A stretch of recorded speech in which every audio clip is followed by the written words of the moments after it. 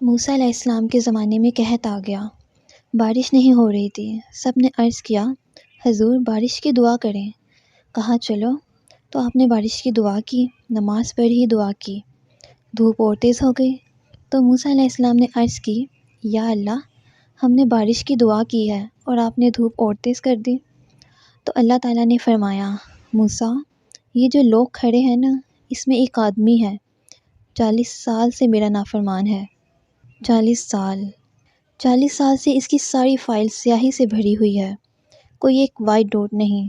جب تک کھڑا ہے بارش نہیں کروں گا۔ تو سوچے کتنا گنہگار تھا جس کے گناہوں نے کلیم اللہ کی دعا کو روک دیا۔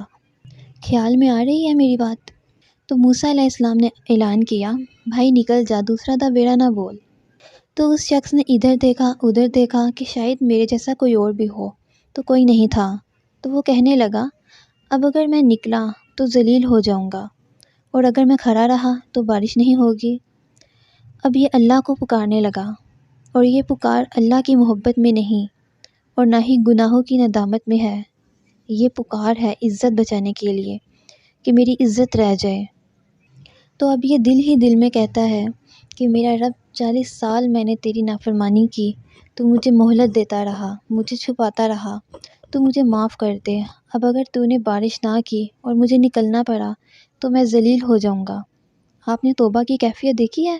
عزت بچانے کے لیے، اللہ کی محبت میں نہیں، ندامت میں نہیں، اپنی عزت کے لیے کہ یا اللہ میری عزت رکھ، میں توبہ کرتا ہوں۔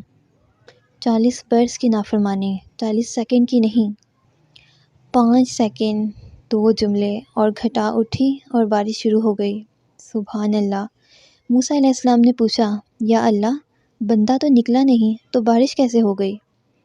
اپنے رب کی سنو، موسیٰ جس کی وجہ سے روکی تھی اس کے طفیل ہوئی۔ ایسا رب، ایسا اللہ۔ اور ہمارے دیس کے خطیبوں نے اللہ کو تھانے دار بنا کے دکھایا ہے۔ ارے اللہ تو کریم ہے۔ موسیٰ علیہ السلام حیران و پریشان ہو گئے، یا اللہ یہ آپ کیا کہہ رہے ہیں؟ جس کی وجہ سے روکی تھی اس کی طفیل ہوئی ہے؟ تو کہا اس نے توبہ کر لی تو ہم نے صلح کر لی۔ منا سکتے ہو کسی کو 2 سیکنڈ میں؟ ماں جیسا پیارا رشتہ، وہ ناراض ہو جائے، زور لگاؤ، منا کے دکھاؤ، کتنے پسینے نکلوائے گی، پھر جا کے معاف کرے گی۔ واہ میرا رب، تو دیکھ بھی رہا ہے، سن بھی رہا ہے۔ 40 سال کی غلاظتیں، گندگیاں، اور یوں معاف۔ کہا موسیٰ جس کی وجہ سے روکی تھی اسی کی طفیل ہوئی ہے۔ تو کہا یا اللہ کیوں، کیسے؟ تو کہا اس نے توبہ کر لی، ہم نے صلح کر لی۔ تو کہا یا اللہ کون ہے؟ اللہ نے کہا واہ، جب توبہ کر لی تو کیسے بتاؤں؟ موسیٰ میں لوگوں سے کہتا ہوں کسی کے عیب نہ کھولو، تو میں اپنے بندے کے عیب خود کھولوں؟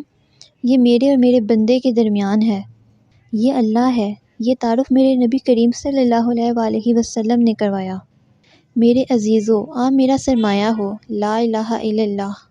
تربیت کا سب سے پہلا سنگ میر، پہلی بنیاد لا الہ الا اللہ ہے کہ اللہ سے جڑ اور سب سے کٹ جا، سب سے نگاہوں کو پھیر لے، سب سے نظروں کو پھیر لے۔